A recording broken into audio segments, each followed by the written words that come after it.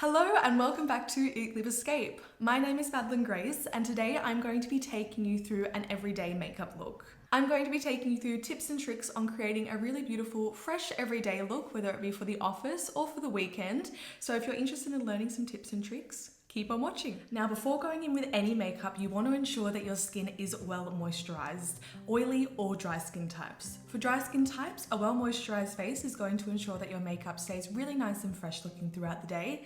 And for an oily skin type, it's going to ensure that your skin stays nice and balanced so you don't have an excess of oil production incurred throughout the day. So either way, it's going to keep the skin looking really nice and balanced. I also recommend under makeup that you are wearing a SPF.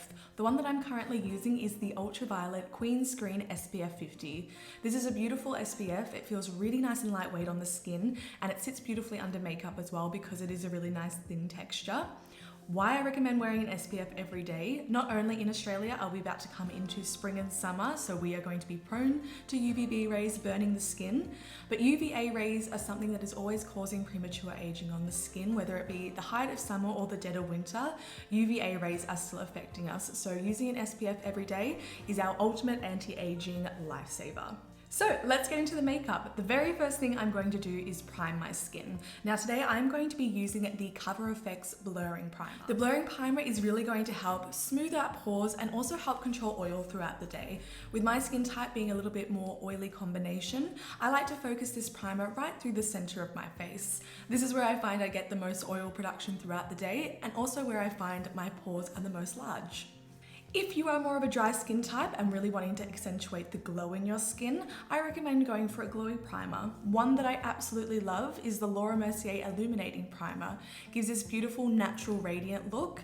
It also adds a cosmetic glow, so even if your skin is more dry, it is going to keep that really lovely, hydrated look all throughout the day. So I'm just going to take a little bit of that product, like a pea-sized amount, and I'm just going to start massaging this into the areas where I want the most kind of blurring effect. With a pore blurring primer, you really want to ensure that you are pressing this product into the skin because this is going to ensure it really kind of dissipates the look of pores on the face. For my base today, I'm going to be using the NARS Radiant Tinted Moisturizer. Now this base is beautiful for an everyday wear. It has a light to light medium coverage, so you can really build it up depending on what look that you're after. It has a beautiful soft radiant finish, so it's appropriate for all skin types. And because it's nice and lightweight on the skin, it really allows your skin to breathe throughout the day so it doesn't clog the pores if you are wearing this for a full day's wear. For application today, I am going to be using the Eyeshadow foundation brush to blend this in, but this product does work beautifully with application of fingers. So if you don't have time to pull out a foundation brush in the morning, your fingers will apply this product beautifully. Taking my finger, I'm going to start dotting this on areas where I would like the most coverage. For me, that is really the center of the face. That is where I find I get the most redness or pigmentation or breakouts. So this is where I want the majority of the coverage to focus. From there, taking my foundation brush, I'm going to start working this product in. Now, any areas that you want to keep the coverage, you're going to press that foundation in. Pressing the foundation in is going to ensure that that coverage is staying exactly where you put it, and it's going to allow the pigment to build up on itself. Any areas where you want the foundation to sheer out, you're going to work in buffing motions. Same sort of principle, buffing motions are going to disperse the pigment out, so in turn it's going to give you a shearer effect. So as you can see, this tinted moisturizer has done a beautiful job at just overall evening out the skin's complexion, but there are still some areas that I would like a little extra coverage, like on my breakout that's just above my lip and underneath the eyes. For that, I'm going to use a concealer. The concealer that I'm using today is the Bare Minerals Bare Skin Concealer. The reason I love this one so much is it's infused with a serum, so it's going to keep the skin feeling really nice and hydrated. This is going to ensure that it never looks too heavy underneath the eyes, and if you are using it on breakouts or kind of dry texture on the skin, it's never going to make that area look crepey or even more dried out. It's going to keep really nice and hydrated throughout the day, which we love. With concealer, I recommend starting with a small amount and then building up. So with concealer underneath the eyes, there's 3 places I like to take it. First place being right in that inner corner of the eye where there can be a little bit of darkness and sunken in. This is really going to lift and elevate the eye. A little bit right where our bags or our really deep dark circles usually appear. and then a little bit on the outside corner of the eye. I tend to get a little bit of redness on the outside corner of the eye, but also putting a little bit of product here is going to ensure that there's a really lovely lift to the eye. With the Eyeshadow foundation brush, there is a gel applicator on the other end, which is designed to apply the concealer in, which is fantastic. Alternatively, you can just use your finger to blend this in as well. And I'm just using this concealer anywhere else that I would like a little bit of extra coverage.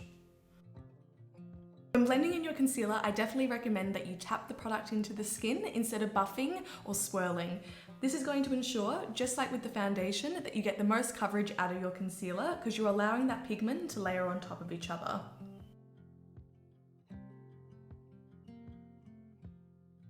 Now, to ensure that my makeup now lasts all day that I have finished up with my cream products, I am going to go in with some powder. The powder that I'm going to be using today is the By Terry Hyaluronic Hydra Powder. Now, this is a beautiful product as not only is it going to set the makeup in place and ensure it lasts all day, but it is also going to retain moisture in the skin, so it's going to ensure that your skin doesn't look dehydrated or dull throughout the day. Because this is a loose powder, I just use whatever is left over in the cap on a really lovely domed fluffy face brush, swirling that product in, tapping off the excess so I don't put too much on the skin, and I'm just going to dust this mainly through the center of my face. This is where I find my makeup wears off the quickest and most of the oils come through, so this is where I'm focusing the majority of that product. If you find that your cheeks get really oily throughout the day, you can focus more there. I'm just going to run whatever is left over my cheeks to ensure that that foundation is nice and set down so that when we do go in with our powder products, it isn't going to grip or cling to any areas unnecessarily. Now that we've evened out the base, it's time to add in color. The bronzer that I'm going to be using today is the Marc Jacobs Omega Bronzer in the shade Tantastic. This is a really beautiful neutral bronzer, so not only is it going to add warmth to the face, it is also going to do a soft contour because it is that really lovely neutral shade. For application, I'm going to use the same It Cosmetics Wonder Ball powder brush to apply the bronzer which I used to apply the powder. I'm going to swirl my brush in and I'm really just focusing the tips of the bristles into that product. That's going to ensure that we don't get too much product. Tap off the excess, and I'm going to angle this product almost in a 3 shape on the face. This is going to give us really lovely definition and also lift to the face. So starting on the cheekbones, working back and forth, really nice and light pressure on the skin. Back and forth is going to help apply the product, and little circular motions are going to help blend. From there, I'm going to take it up onto my forehead. Once again, small little circular motions to help blend it out. And then whatever's left over on my brush, I'm just going to take that along the jawline just to really help balance out that color.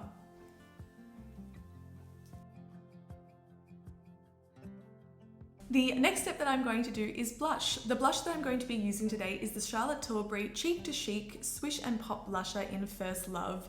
Now this is a really lovely kind of light peachy pink shade, so it goes with a wide range of looks. To apply this, I'm going to be using the Smashbox Buildable Cheek Brush.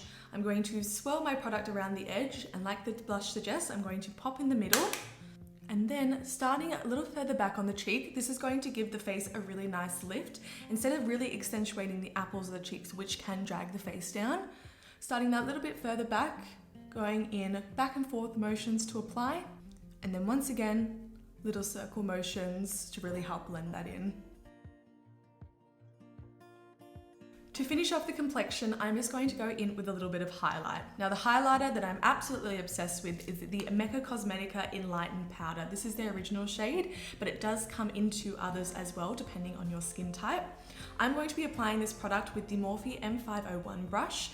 This is a really lovely, just soft bristled, quite sparsely packed brush, so it's going to apply a really nice soft application of this product.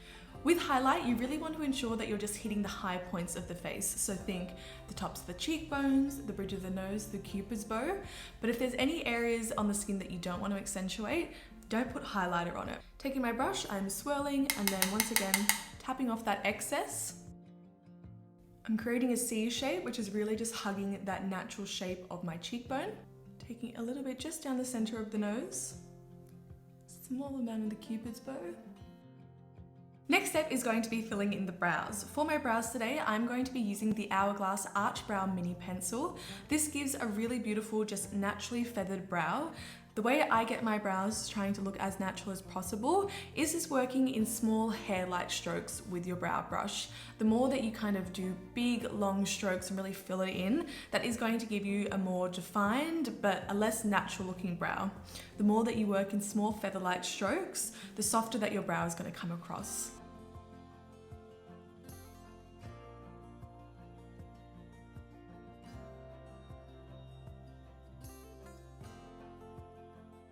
To ensure my brows are locked in place all day exactly where I want them, and to add a little bit of extra definition to my hairs, I'm going to be using the Lancome Tinted Brow Gel in the shade 3, just to add a little bit of extra pigment back to the hairs themselves. So now it's time for the eyes. Now, to ensure I get the most pigment out of my eyeshadows and to ensure that it's going to wear all day, I'm going to go in with a eyeshadow base. The eyeshadow base I'm using today is the P. Louise base in 02 shade. This is just a really lovely kind of light skin tone color that is going to give my eyeshadows something to adhere to, and it's also going to help control the oils on my eyelid throughout the day. Now with eyeshadow primer, it's imperative that you don't use too much, because sometimes using too much of an eyeshadow primer, it almost has the opposite effect and makes your makeup not wear as long. I am using 2 small ladybug size amounts for each eye, and this is going to be enough for both the top of my eye and a little bit underneath as well. For my eye look today, I'm going to be reaching into the Morphe Imagination palette. This was a collaboration with Maddie Ziegler. Now there's some beautiful bright eyeshadows in this palette, but there are some gorgeous neutrals which make for a beautiful everyday look. The very first step that I'm going to do is set my eyeshadow base. For that, I'm going to use a color that is very similar in tone to my skin type. For me, that is going to be the shade Butterfly Fantasy. I'm going to be using a really lovely, just soft blending brush. This is the Zoeva Luxe Soft Crease Brush. And I'm going to pick up a small amount of product on that, making sure that I'm working straight down into this palette so I know exactly where that product is going. Tapping off the excess, and I'm just going to very lightly blend this all over my lid. From there, with the exact same brush, I'm going to work into the shade M3, which is a really lovely, just warm tone brown. Same thing, taking a really small amount just on the top of the bristles, swirling and then tapping off the excess. I'm going to start right on the outside corner of my crease, just in this area here. I'm going to start working this color back and forth through my crease, slowly building up the intensity of color. So back and forth through the crease, taking a little bit down to that outside corner of the eye. And then when we have less product on the brush, that is when we're going to start little circular motions. We want to ensure that when you are looking straight ahead, that you can see a little bit of that color coming up onto the brow bone of the eye, but it's not all the way up to the brow. You just have this soft kind of peekaboo effect.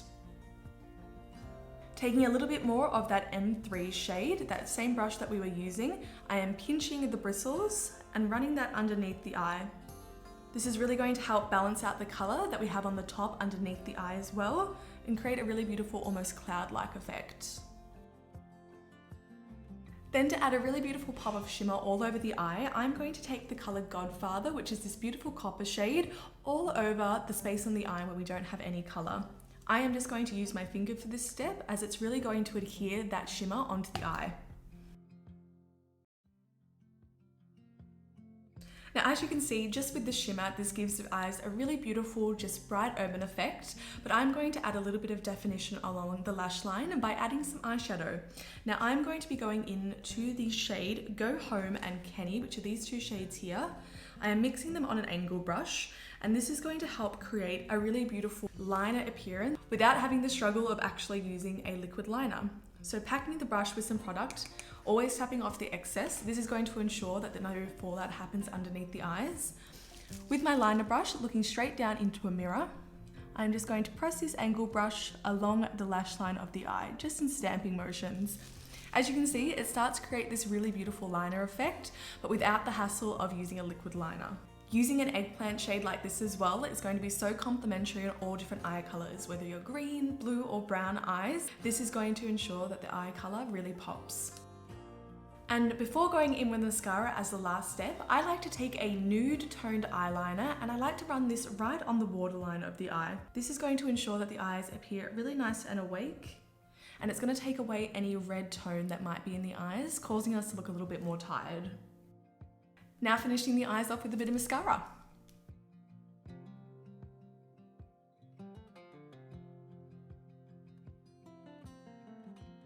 And for the final steps of this look, I'm going to be taking the Salt by Hendrix Lip Butter in the shade Rose. This is a really lovely hydrating lip balm, and it's just going to add a hint of a tint to the lips. Now this lip balm on its own just gives the most beautiful rosy tint to the lips, but I like to add a little bit of gloss to my look. So the gloss that I'm using is the Morphe collaboration with Maddie Ziegler lip gloss in the shade Peach Pucker. And finally, to lock everything in place and add a really beautiful luminous touch to this look, I'm going to set my makeup with the Morphe Luminous Setting Mist.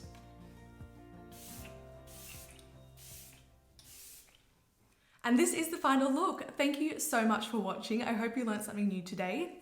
Whilst you're here, don't forget to check out the rest of the videos on the channel. And for more beauty, fashion, travel, and lifestyle, don't forget to head to Eat.Live.Escape.com. Thank you so much. Bye.